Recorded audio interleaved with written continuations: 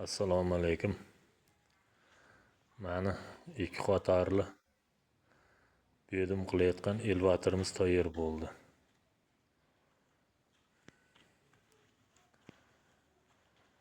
Ikki qatorlisi bu.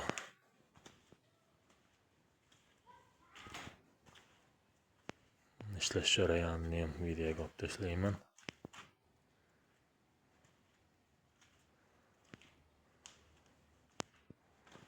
Balandki g'alvor almashaveradi tezlik bilan, hech qanday bolt bilan qisilmaydi, o'zi qo'yib olinaveradi. G'alvorlari mana bittasi shuni olib qo'yilaveradi.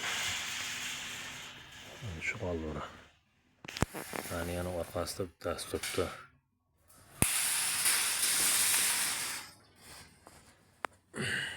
Ikki qatorlisi bu.